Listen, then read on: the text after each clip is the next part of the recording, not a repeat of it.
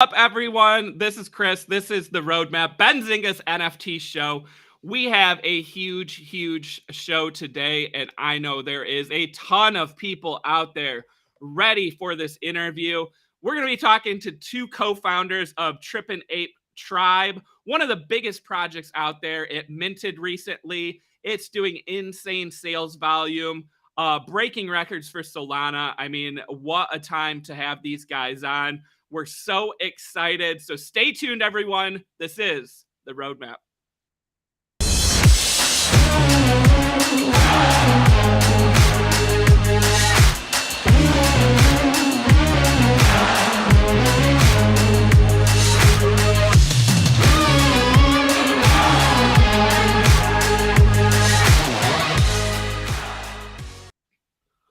All right, everyone. As I said, this is the Roadmap, Benzinga's NFT show.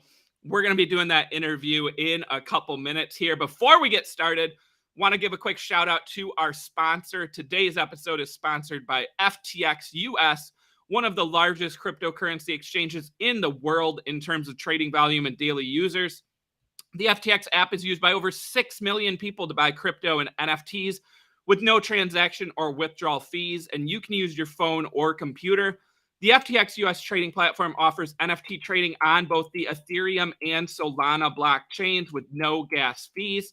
To find out more, click on the link in the description below and also in the chat. So shout out to FTX for sponsoring today's episode. And speaking of today's episode, again, a ton of people here. We got to get that like count up. Go ahead and smash that like button if you have not done so, and subscribe to Benzinga's YouTube channel where you can get great content on stocks, crypto, and NFTs. We run this show Tuesday, Wednesdays, and Thursdays, 2 p.m. Eastern time. And as you can see, the chat will be appearing on the screen live through the episode. I don't know if that's going to be a great idea today because you guys are already blowing it up. And yes, I've just got to throw it out there. It, of course, is not a cult, and I'm sure you're going to see that throughout the episode. Before I bring the guys on, want to talk a minute just real quick about Trippin Ape Tribe.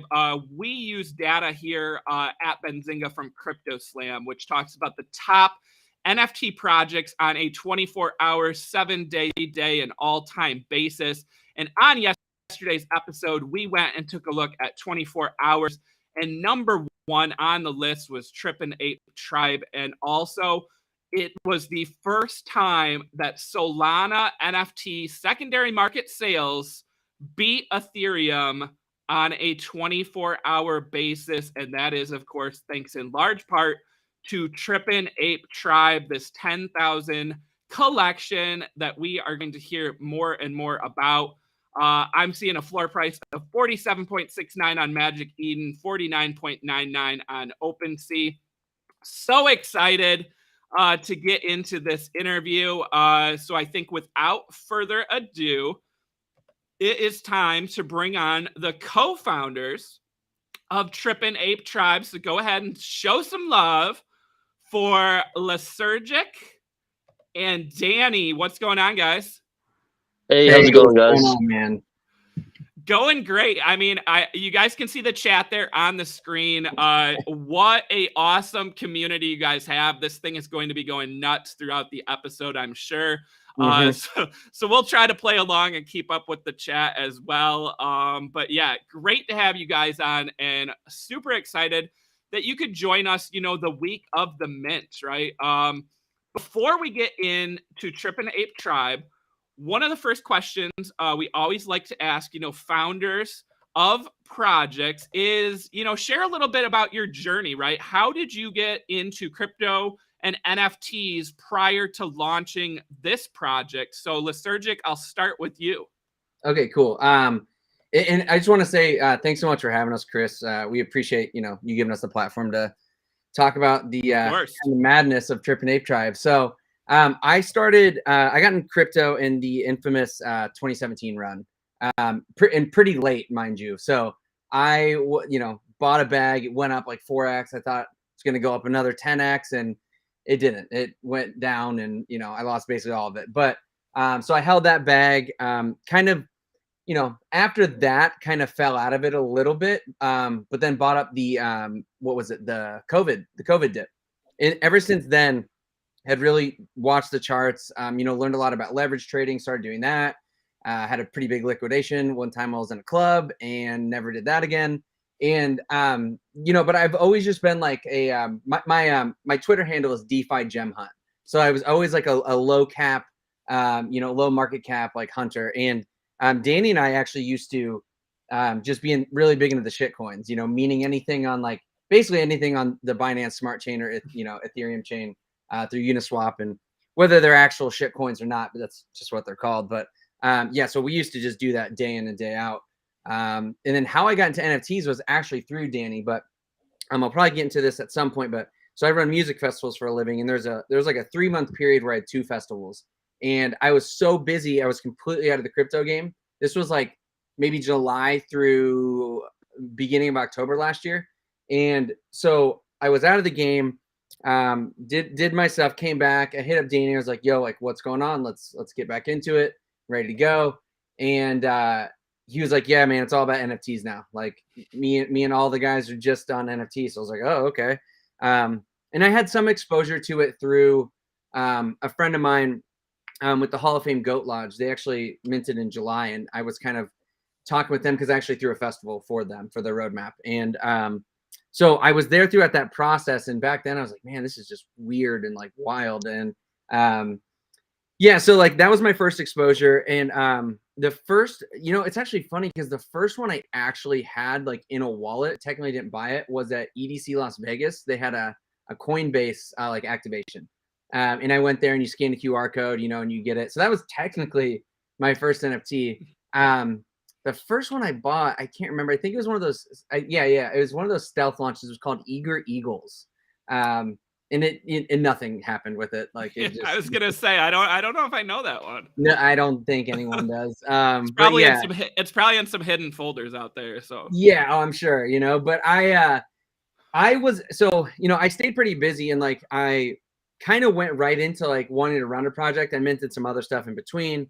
But basically, since we kind of started on this in like late December, early January, I was too busy to like be minting, so I just would like buy on secondary. I just would like find projects I really believed in and did a lot of that. So that's kind of my intro to NFT story. Awesome. And Danny, over to you. Same question. Your start with crypto and NFTs before this. So I have a pretty similar journey to Lysergic. I started, I got into crypto pretty early on. I think my first transaction on Coinbase was like 2015. Obviously, I sold, it was Bitcoin. I sold it for like $260 a piece, which was a big L. But ouch. we learned from those. I think everybody has those stories in the crypto space.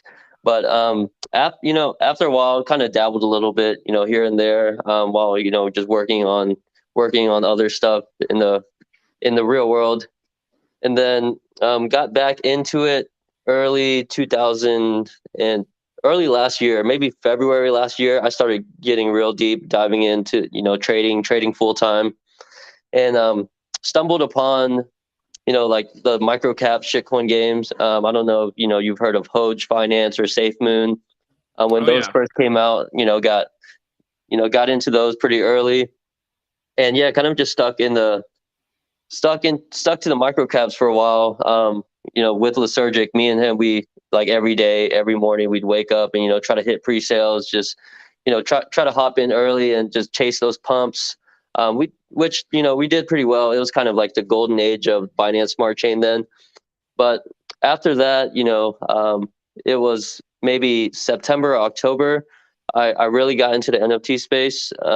Before that, I was exposed to it, and earlier on, I tried to mint a Solana Punk in like June when they first minted. This was before Solana even had a marketplace to sell it on. It took me forever to set up my wallet and get my SOL in, and by the time I got the SOL in, it had just sold out like 3 minutes prior. So I didn't get into that. And then, my first Solana NFT was actually Eternal Beings, which was Lil Uzi's collection. I got rugged on that. So that was a nice intro to Solana NFTs. But yeah, I'm still here, still kicking it. So for the past, let's see, been like 7 months or so, 7, 8 months. So I've just really been strictly into Solana NFTs. Just had a good run where I was just kind of mincing everything. Obviously that wasn't a good method. We went through a pretty rough Solana winter. So that's it led me here, taught me a lot about, how things happen in the Solana NFT market, and brought me here and making this project with Lysergic. Awesome. So, we've been doing this show for months, right? And one of the big trends that we've seen lately is, of course, growth of Solana NFTs, right? I mean, it used to be all Ethereum, right? And that's all anyone talked about. And we've really seen this, surge in Solana NFTs. So you guys launching this project, you had a decision to make, right? You could go on any blockchain you wanted, with Ethereum and Solana, the two most common. Why the decision to launch on Solana versus Ethereum? Not sure which one of you guys wants to kick this one off. I can take that. So basically, we have been on the Solana chain. That's what we have. That's the NFTs we've bought. I mean, we've purchased very few on Ethereum. And I don't know. I think it's a lot of times for these, for these people or for, degens, it kind of just is which one you get into in the beginning, right? So that's the one that we knew. That's the one that we were just comfortable with. We knew other people in the space. So it just made sense. Although I will say we almost did launch on ETH, because we were talking with someone who's kind of advising on the project, who was just all about ETH, and he had us convinced for a second to almost go to ETH, but we made the call finally to just do what we know, do what we like, and so we launched on Solana. And then this was a long time ago, but then we kind of have seen this shift go over to Solana, and like you said in the beginning, where on our mint day, we finally eclipsed, probably for a very short period of time, but we eclipsed the sales for Solana NFTs versus Ethereum NFTs, which was that's a pretty big moment, I think. But yeah, we're seeing a lot of people start to understand the possibilities that are on Solana, so we're really excited about that. Danny, anything else to add? Just the decision to do Solana?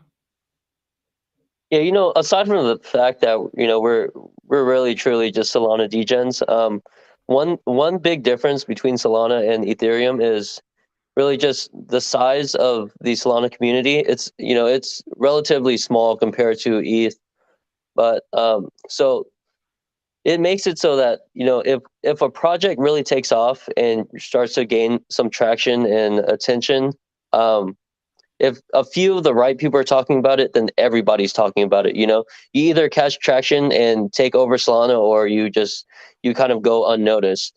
And so we had a plan to come out with a splash and kind of draw all that attention, and it seemed to work really well. Awesome. So you guys probably heard in that intro I gave you, we look at Crypto Slam. We use that on a weekly basis because it shows Ethereum and Solana projects. It's not perfect, but it does a good job of showing sales volume. And in the past 24 hours, you guys were number one, and also Solana secondary sales passed Ethereum for the first time ever on a 24-hour basis. Can you guys just talk a little bit about what that means? Because you guys are going to be seen now as record breakers, leaders, and kind of helping to evolve the Solana side of the blockchain here. Danny, you want to take that? Yeah, so with the way we came out the gates and kind of broke those records, obviously it puts a lot of attention on us and a lot of expectations. So there is a little bit of pressure there, but really that pressure is motivating more than anything. So we understand that we kind of have a responsibility to kind of represent Solana and Solana NFTs. Obviously I don't see us as the face of Solana, because there are plenty of other really big and great projects in front of, with great teams and builders behind them. But we've been put in this position, so it really just motivates to, grow this thing and build it out, as great as we can, and really just make a big impact in the space. Awesome. So, there's a lot of mystery around your project, right? And I know a lot of that was, intentional. We have this great website, and we've got a lot of, some hidden clues, some different things, but a lot of it centers around, Chorles. So, can you just break down a little bit, who is this character? How did that name come out, and when maybe will we get some more clues on who this person leading the way is? Yeah, so Chorles is the elder ape who basically found the psychedelic bag from the Firefest 2 in our lore. And so he kind of went and experimented and like learned what these all are, and then showed the rest of the tribe kind of the beauty of these psychedelics and what they do, right? So Chorles is kind of just the wise, the all-knowing, the leader of this, who is going to lead us to Valhalla, right? So mysterious creature, wise creature, and just the decision maker, essentially. And sorry, can you repeat? I know there's a couple questions in the questions. Yeah, just when maybe will we hear more about this character? Yeah. I know we got a lot to talk about, but just on the Chorles side. Yeah, so basically our project is very heavily lore based. So it's a whole story that we're telling, so it's going to continue to be told. Hey, sorry, 1 second. I don't want my computer to die. So we are basically creating this long story, and our utility revolves around this story. It coincides with it completely. So the story of Chorles will continue to evolve throughout the lifespan of the project. And we have something we're introducing that's kind of like a journey or a quest, essentially. And that's where the story really evolves. So you'll get to understand more of what Chorles is doing, more advancements in the tribe. And yeah, so it's going to be a long learning process, and everything that we do will kind of come back to the lore and like kind of what Chorles is doing and envisioning. Danny, anything else to add on this this character that's going to be, the center of the project here? Yeah, so there's we kind of drew inspiration from a lot of other projects where the community likes to rally behind like a central figure, a powerful figure, pretty much like a strong leader. And obviously our lore is very cultish when you read it, but our tagline is "It's not a cult." And so the whole idea is to build this cult-like community behind this big charismatic wise leader. And yeah, it really just plays into our theme really well. Can you guys talk a little bit about this journal we have, right? Chorles journal on the website. There's some hidden clues. I know you guys can't, break anything, but maybe point people in places they should be, looking at clues, or, does this journal have a lot of items that people can kind of read into?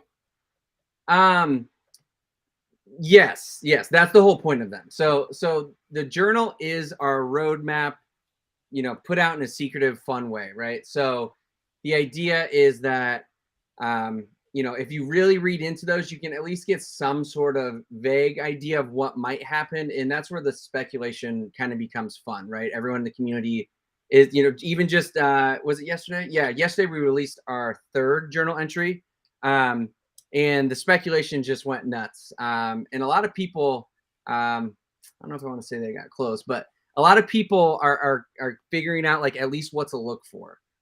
So this is kind of how we're revealing our roadmap, and it's tricky because we haven't done anything just yet, but that is coming. And then they'll be able to look at that and be like, okay, it was right here, and like this is the kind of stuff we should be looking for. So. Yeah, I mean, that's how we're going to be doing it, but we will say that things will become more clear as we go. Like, there's going to be certain things, like when we kind of start the whole, like the actual journey, that we need to explain like how to do and what's the point of doing. So, you know, the pre-mint and even the one we posted, was it on mint day? No, it was after. It was yesterday. Yeah. Those were meant to be pretty vague, but they will really start to like evolve and like, you know, it'll just be a little more understanding of like what's actually going on. And one of the reasons is, you know, we're actually trying to like, we want to get to the point where we find our tribe.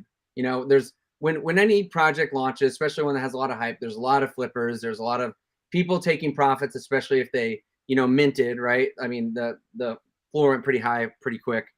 So the idea is at some point to really have an established group that's like they're in it for the long run. They're trying to like, you know, be a part of the community, be a part of the project. And so I think we're getting there soon, and we'll be able to kind of communicate a little more freely with them and directly, I think.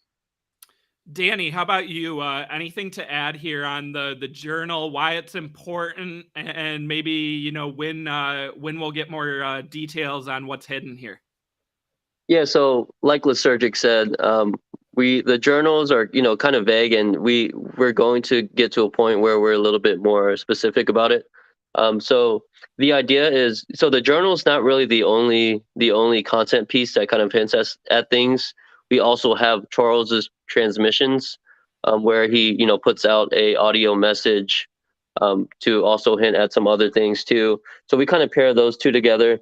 But the idea is, you know, once we put out these journal entries, we want to make a more clear, concise announcement following those journal entries, kind of just so that way, you know, people can, we give people some time to kind of speculate and decode the messages in the journal. And then once we put out an announcement, we can, you know, kind of give people that confirmation, like, oh yeah, like I was right, you know, I was right this whole time. I figured it out. So it, you know, it makes it really fun and at the same time informative. Awesome. Yeah. And I mean, the chat's going crazy right now. And I know a lot of people have figured out some of the different clues, the different things hidden there. But we, of course, wanted to, you know, break that down a little bit for people who maybe, you know, are still searching. So there are 3 principles that are listed on the website for what drives the tribe forward: community, identity, and innovation. Can you guys just talk about, you know, why these 3 things are so important for the project? Yeah, I mean, we look at those as like, yeah, those are the pillars essentially, right?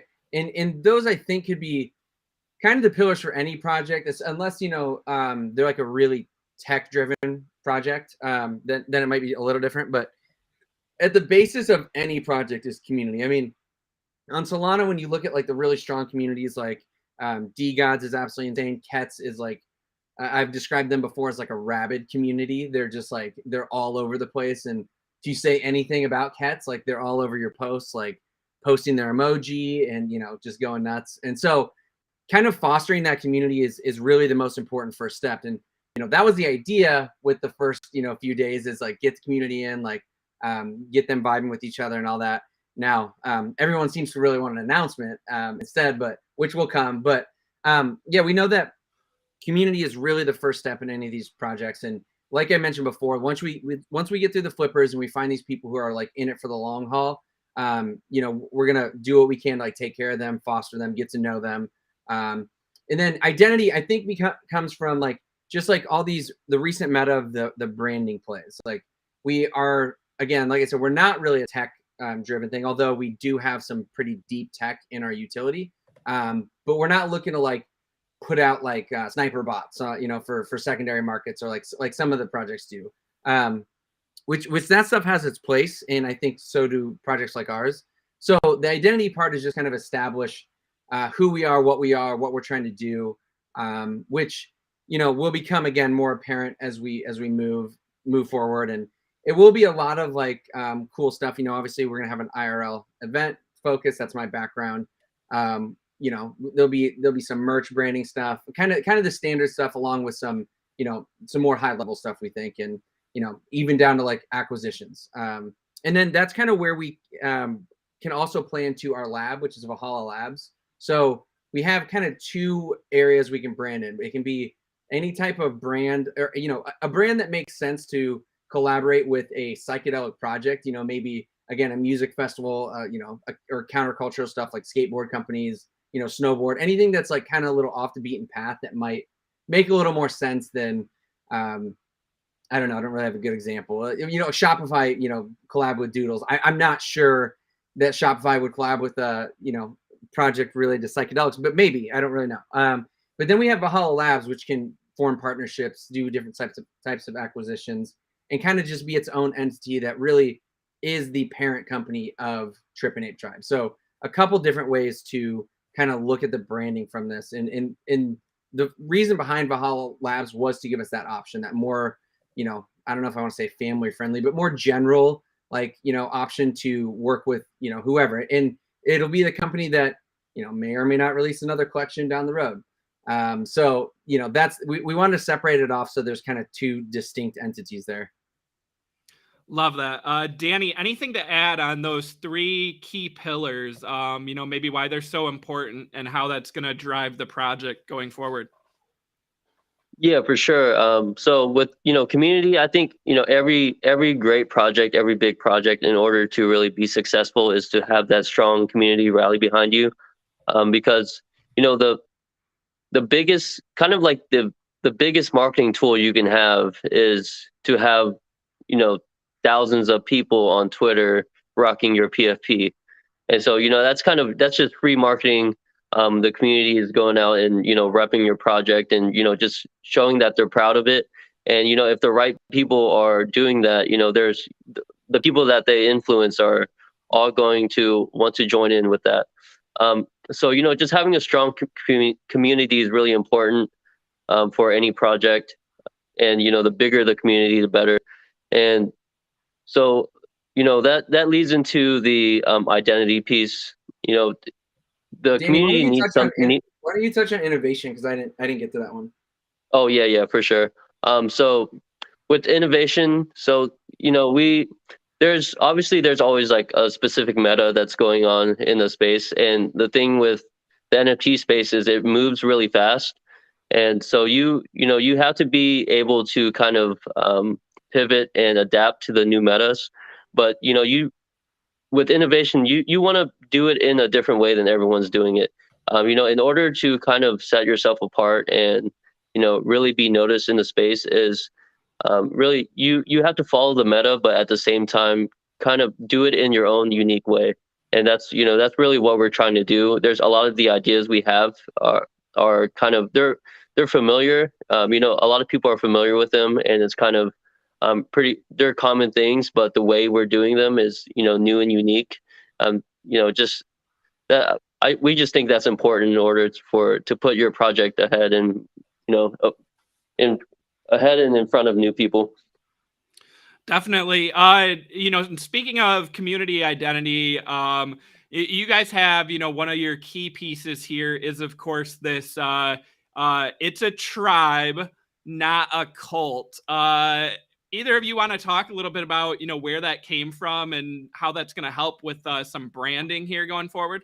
Yeah. So, you know, if you read into our lore, it would certainly suggest that it sounds like a little bit of a cult.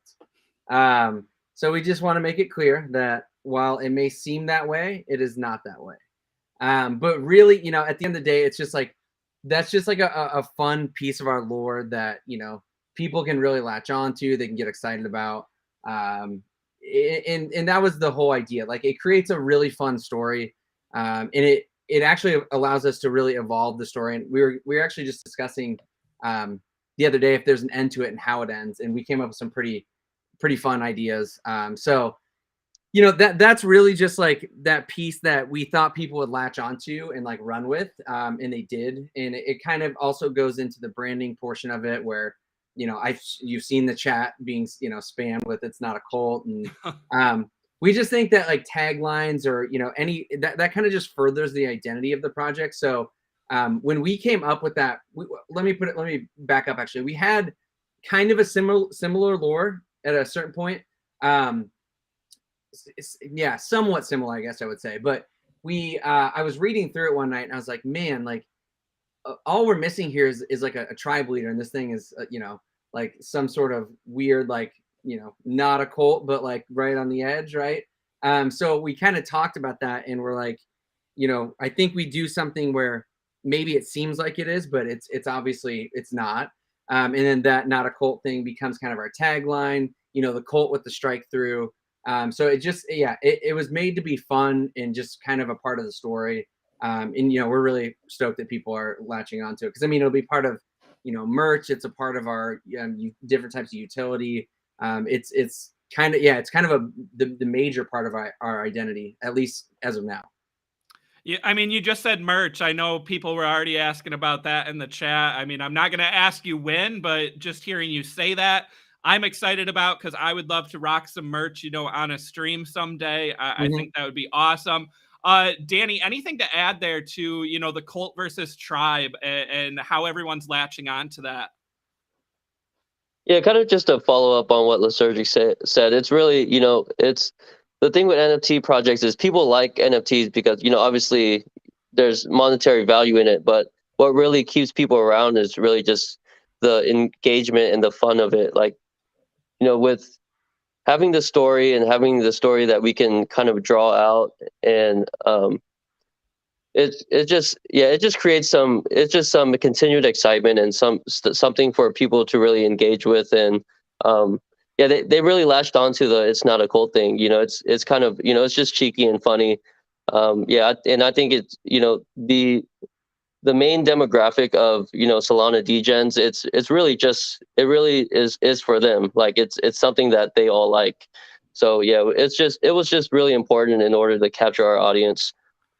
I mean, you guys were strategic with that. You did that at launch, but are you surprised that, it's not a cult, like really just became this huge rallying cry? I mean, you can see it in the chat right now. Everyone just typing it over and over, and they are fully in. Does it surprise you that it went that far?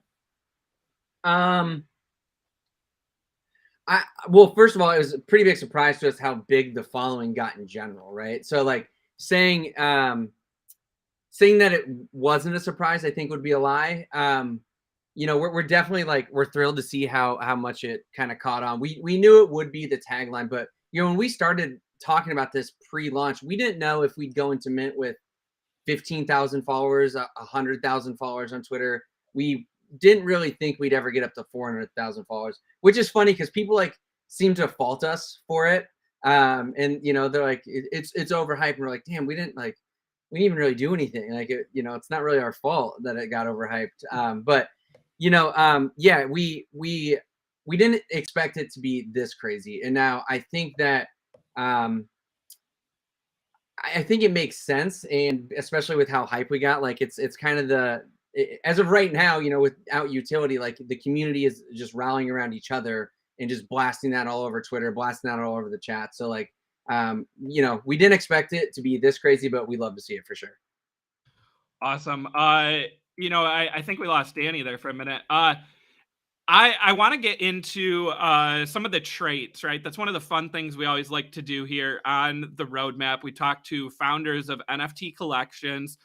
We talk to, people who invest in NFTs, and it's always fun to look. Oh, there's Danny. It's always fun to look at the traits, right? And you guys, we're involved with, creating these. So we would love to hear from you guys, the co-founders of the project. What are your favorite traits for Trippin Ape Tribe? It's a great question. I have a lot. So give us as many as you want. For sure. So as far as the furs, the mushroom fur is definitely probably my favorite. It's one I chose for my PFP. But one of the reasons that I love that one and so attached to it, it was one of the absolute first ones that our artist Fig sent over, which was, it was crazy when he sent it over. Holy shit, this is gonna be awesome. So I love that one. I think it's called Truman. Yep. There we go. Love it. So I love that one. And then my other favorite fur is probably the OJ. And I know we explained this a lot, but it wouldn't make a lot of sense why there's an orange juice trait to a lot of people. But back in the day, and I'm talking when I was in like 7th, 8th grade. I remember hearing this rumor, and it's funny because all of our most of our partners heard the same thing, where this guy took too much acid and he thought he was a glass of orange juice, and if someone like pushed him over, he would spill. So that's kind of where that came from. And that was another one that, like, when Fig sent over, I was like, holy shit, like this actually looks like a glass, and like there's orange juice sloshing around in it. And plus with like the OJ eyes right there, that was pretty killer. Yeah, that one's, I think I know who owns that one actually.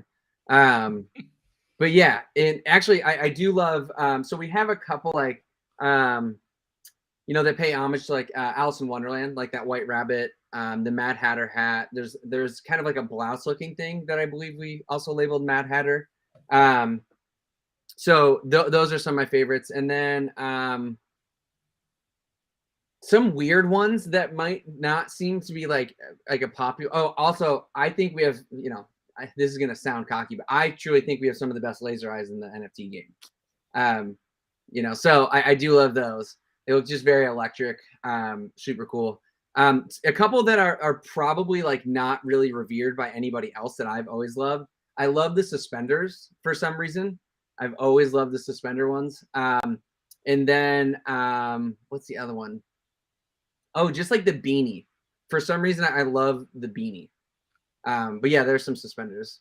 Not sure why. They're just funny to me. I think those are for the most part. And the HUD glasses, which are very rare, I believe. Awesome. Danny, how about you? Some of my favorite traits. One of my favorite traits is the patchwork denim jacket. I don't know. I think it's the one that I'm wearing in my PFP. I just think it's a real cool trait. It's something that I would like to have in real life, and I'd rock. So that's one of my favorites. And then I also like that Valhalla helm trait too. That along with the crown trait, I just think like any NFT, any piece that we have that's wearing one of those really just looks really cool. And then other than that, I think the orange juice trait is one of my favorites too. For the same reason that Lysergic likes it. It's kind of, it makes me nostalgic. It reminds me of like the times when I was a young kid, and people using those scare tactics with this urban legend that if you take too much acid, you could turn into a cup of orange juice for the rest of your life, and like never be able to be around people because you think you'd be spilled. Awesome. Which was just a absolute rumor. That person never existed. Yeah. No, I love the orange juice one. I know Alyssa does too, our producer. She was looking at that one. You mentioned some of the Alice in Wonderland. The white rabbit was one that I pointed out yesterday on our stream when we were looking at traits. I really like the white rabbit on the shoulder. I feel like I'm that way though with a lot of these NFT projects. Whenever like random like little animals or little characters that are like chilling on a shoulder or on top of the head, I feel like I'm drawn to those. So and we have the mushroom head too that has like the caterpillar. Yeah. But instead of a caterpillar face, it has the ape face. I love when Fig did that one. And another like set of traits that I don't know. I'm sure some people have realized, but they're like fear and loathing based. So it's like the bucket hat, the classic like orange sunglasses, aviator style sunglasses, the cigarette with the cigarette holder, and then the backcountry shirt. And I know someone who got 3 of the 4. I don't know if anyone got 4, which would have been cool. But yeah, so we just wanted to give a little shout out essentially to some of these like movies that have a psychedelic theme, which is funny because Alice in Wonderland is literally a children's movie. But I think everyone knows that there's some hints in there. Oh, there's some definite hints. I was saying White Rabbit too. Like I mean, I'm younger, but I grew up on classic rock thanks to my dad. And I remember, Jefferson Airplane, the band had a song called White Rabbit that was very trippy in nature as well. So I love that trait. What was the fur, Alyssa? The Galaxy Trypophobia one was another one that I pointed out yesterday that I really liked. What is that one called? It's literally Galaxy Triphobia. Oh, wow. Yeah. Find that one. and then we'll have Alyssa share. Also, there was some like tie-dye shirts. I don't know. We went through these yesterday on the stream, and it's just so much fun to go through. And I mean, I love the colors too. Like and that hat. I love that hat and that fur right there. Yeah. Oh, I love the paisley hat and the suit that matches that. Those ones are awesome. Yeah. See, I have that what's it called? Is that called tryptophobia? I have that thing where like holes in like skin or like small holes in weird things like make me feel uneasy. So these ones are like a little weird to me. They're not bad. I was gonna say I feel like then you can't like them because like against like your.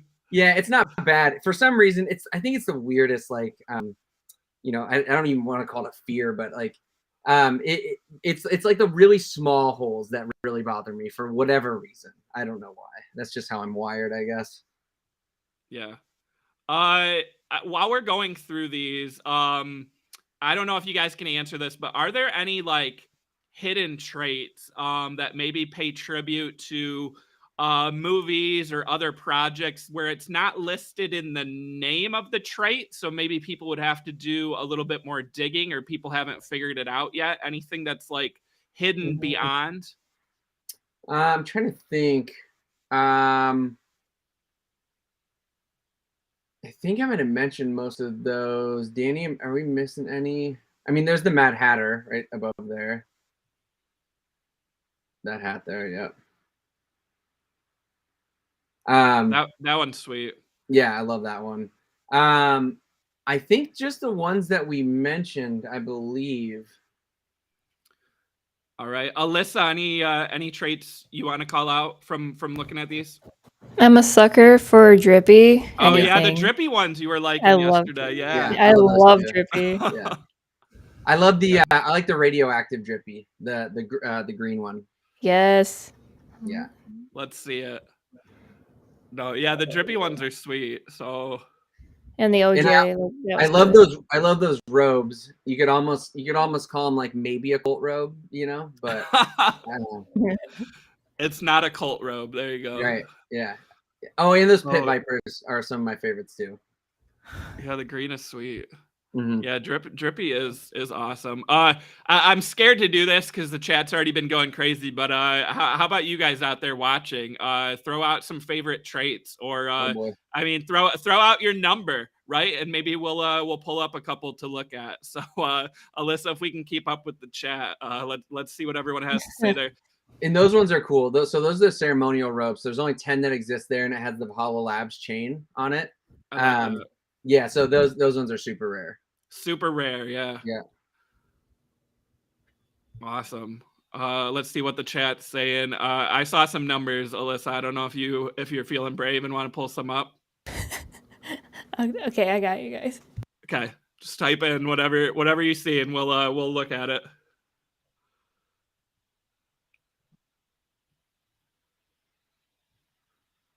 See, we love doing this and like looking at the different ones, looking at the traits, looking at. Oh, there we go. Yeah, that one's great. Yeah, I love that jacket. Yeah, I love that. Like, and those are the HUD glasses. I'm pretty sure those are super rare. 2702. Shout out whoever threw that out. That's sweet. What else these numbers are flying. They're flying in the chat. Ooh, I like that. Oh, and the Chorles t-shirt. Yeah, and the matching mushroom fur and mushroom hat is awesome. Yeah, see, that's sweet. Yeah. The combo. Yeah. That's awesome. Alyssa, how about like one or two more, and then we'll move on. We could look at traits all day. Yeah. Oh. Do you guys ever do this? Do you like go back and like just kind of like scroll through and look and find stuff that you didn't even know was in it? Yeah, I mean, we spent so much time looking at these traits. I mean, we've been looking at them for like 4 months, but you know, the days leading up to our final generation, I mean, we were all scrolling through. Oh, see, okay, there's the Backcountry shirt. Yeah, the Backcountry. See, that's sweet. Yeah. And they got the I actually didn't deal with a lot of the art generation, so still don't know what some of them are called. I don't know what that face is called, but I love that. Yeah. What's that one called? Solana Shout. Solana Shout. Yeah. I love that face. Oh, and that piece on the if you go back, the piece to the right, the fur. Oh, where'd it go? It's basically the fur that's titled Fig. So that's just literally one of our artist pieces of artwork, like drawn onto a fur. And we thought it'd be cool to have him, like, you know, have a little shout out there. Yeah. No, that's sweet. So that's one of his, like, because he's like an actual psychedelic artist. So like he does like really incredible pieces that aren't these like funny little apes. So we thought it'd be cool to kind of have one of those in there. And that piece, which is on his Instagram at Fig House, is amazing. Absolutely amazing. What was the one? There was one where like there's like the planets. It looks like the planets are like orbiting around the head. We found that one yesterday. That one was pretty cool too. Yeah, that one's sweet. That one was hard. That one was actually that was like it was hard to make look right, because sometimes it would look like it was like one of those optical illusions where it would like flip somehow, like it based on like if the planets were in front of the little orbit line or there we it. go. Yeah, so like we had to mess with that for a while.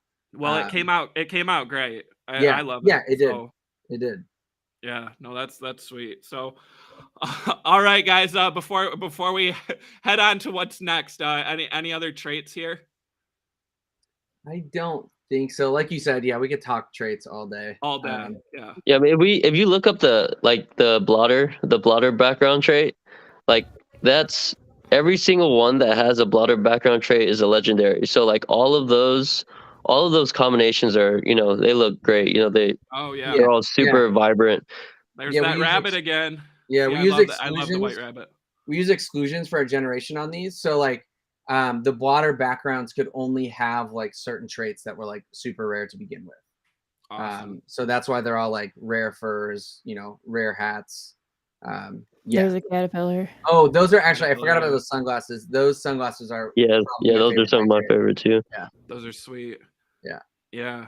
This background I definitely remember seeing when we were looking at the top selling the ones too. So definitely a rare one and a well loved one by people out there. So all right, guys. Well, I want to turn away from the traits for a minute. You know, we talked to founders of projects, and you know, obviously Discord is so important within the NFT community. So I don't know if you guys want to be honest here, but like, how much time do you guys spend in Discord, like on a daily basis? Are you pretty active there?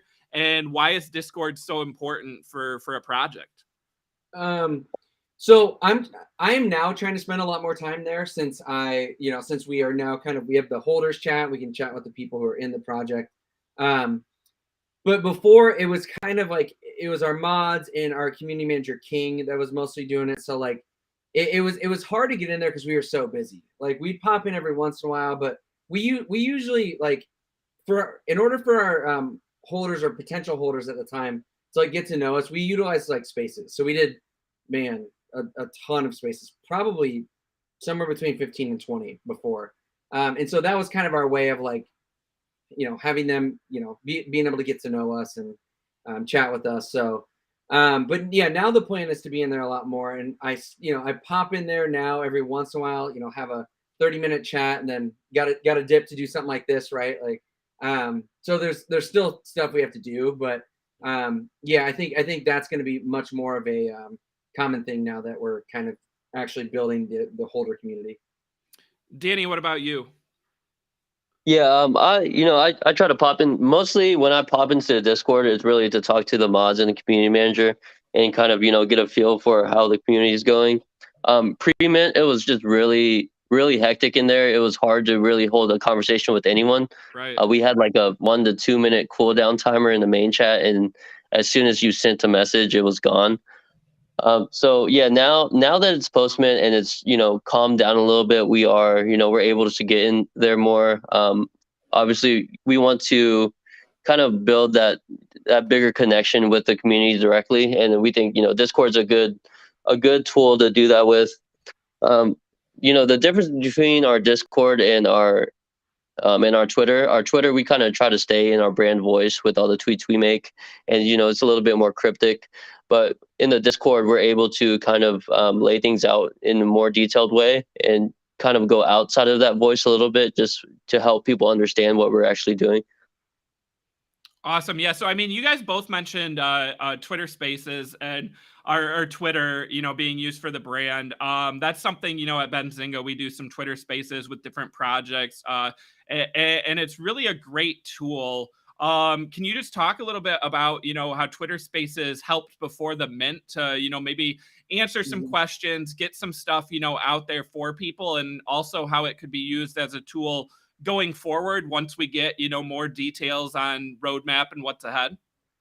Yeah, I think the big thing we want to do with Spaces is like, it's one thing to kind of hear someone or see someone type something on Discord and read that. It's another thing to kind of like hear someone talk about the project and kind of get an idea of like maybe like how well spoken they are, how passionate they are about the project, that kind of thing. So we use those to kind of build rapport and build trust, because we do have a mysterious, roadmap, and like the whole idea is trust the process. That's the thing we have over and over. So we figured if we were kind of sitting behind the computer the whole time and like not really letting ourselves like kind of be heard properly, then people would just have a hard time like trusting that we're going to do something. They would, assume it's going to be some sort of rug, and we're just going to stop working on it after. And it was also a really good way for us to explain our backgrounds, essentially.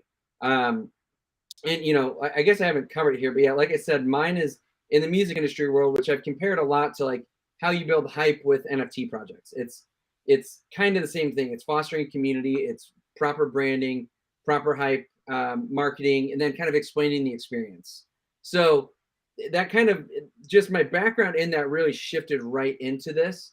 And so I was able to kind of explain that on all these spaces we've done. And I think that hyped people up. They just know that, I think it's nice knowing that someone is building this brand, this business that has done that before, right? So like that's what we kind of use the spaces to do, as well as just like, yeah, get outside of the cryptic announcements on Twitter, and just a way to like kind of just like be ourselves and like let everyone know what's really going on. Yeah, awesome. Danny, anything to add about, Twitter versus Discord, the benefits of each one, the differences? Yeah, like I touched on earlier with Discord, we can kind of go a little bit more in depth of what we're actually trying to convey. And yeah, on Twitter we utilize Spaces a lot because it's just more personable. Where it's easier. You gain that trust a little bit more when you can connect a voice to the name. Awesome. I want to talk a little bit about, some other projects. So you guys, mentioned you got into the NFT space. You did this. I think I saw you guys did like an AMA with Decoding, and one of you guys referenced that. Are there other Solana or Ethereum NFTs that you guys are holding or following? Obviously you're busy with this, but outside of the project, what other NFTs really draw you in?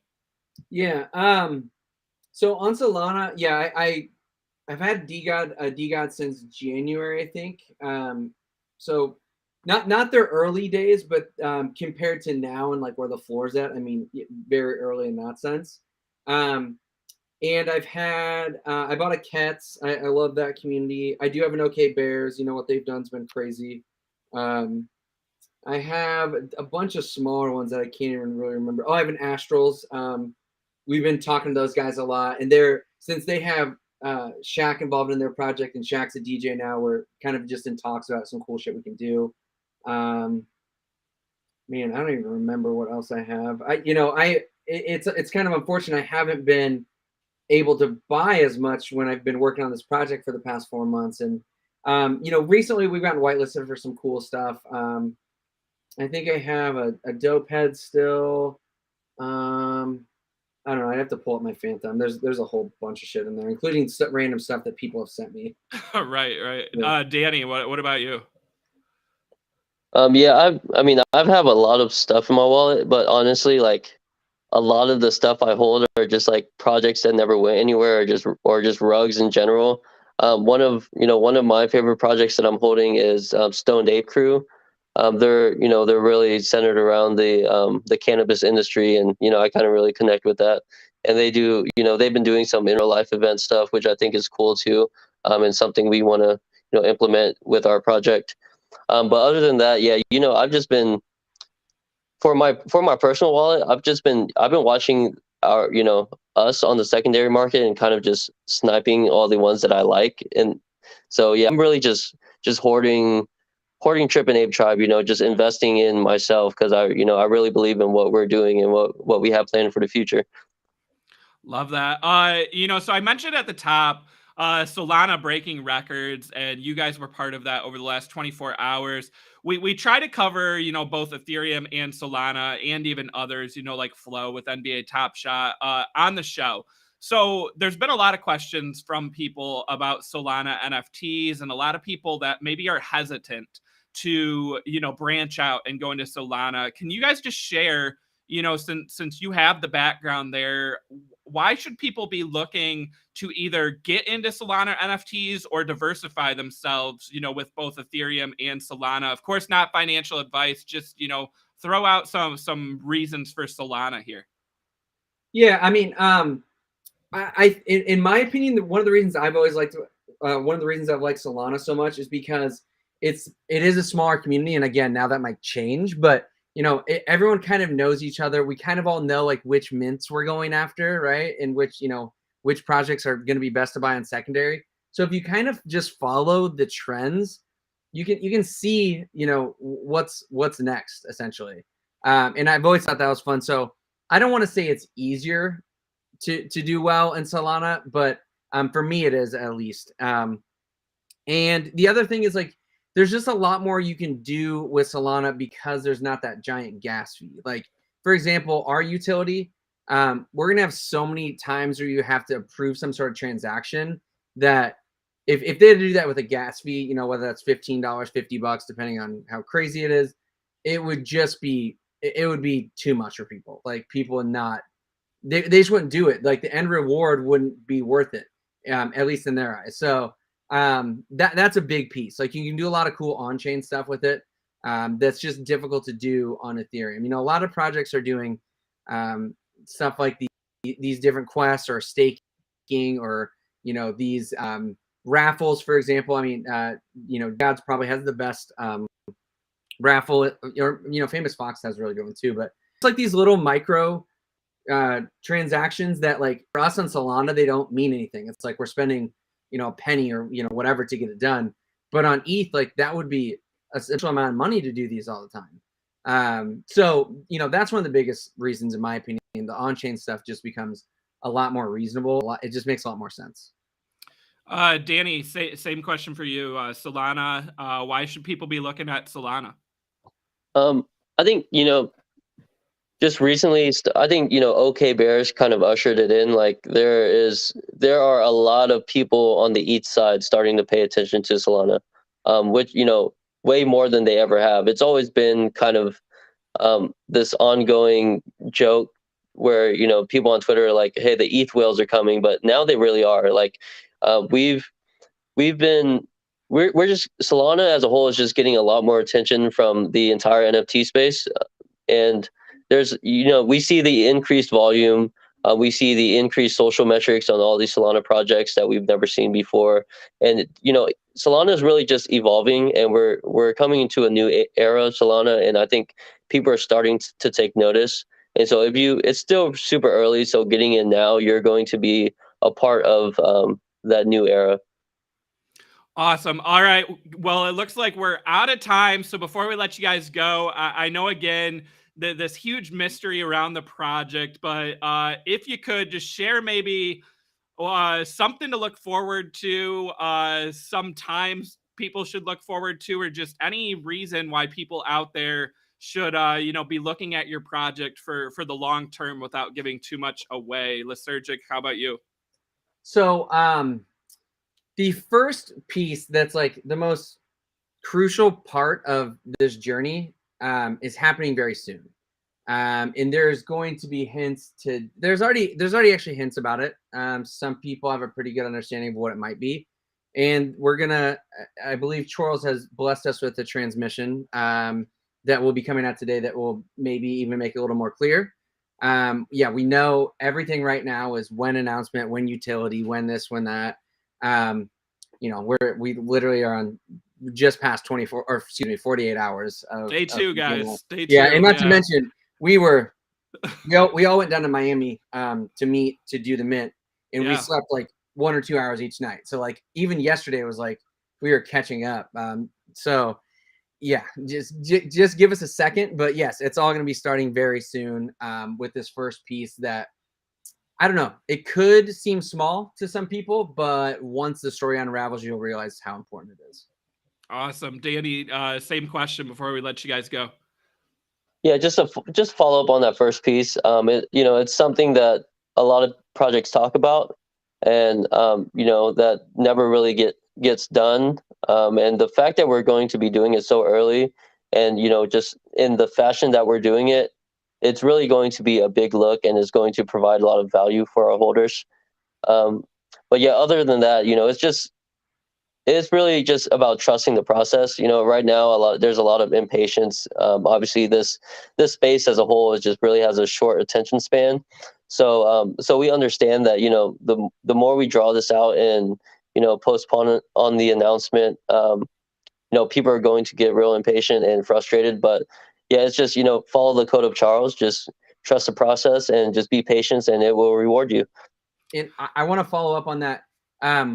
Actually, what Danny and I are talking about are two different things. So those are kind of our two different early pieces that will. There we go, guys. Two pieces. See, be patient. Trust the process. Yeah, we got two pieces coming soon. So, Lysergic, Danny, this was a blast. I want to thank you both for coming on the show, taking time out of your busy schedules and that sleep that you guys are lacking right now. So thanks for coming on. And hey, we look forward to having you back on, when we do get some of these pieces so we can chat more.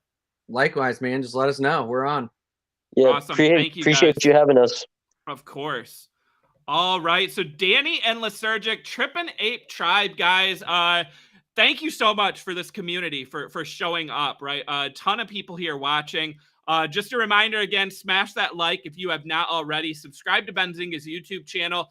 We run this show Tuesday, Wednesdays, Thursdays, 2 p.m. Eastern time. We've had some great NFT teams, founders, community leaders, and investors out there join us, and we've got more coming. So we'd love to have you guys check in. And I think that's going to do it for today. So we'll be back next week. Stay tuned. You got pre-market prep at the close coming up soon, where they'll talk the latest stock and crypto headlines if you're into stocks and crypto. And as always, we will catch you next time on the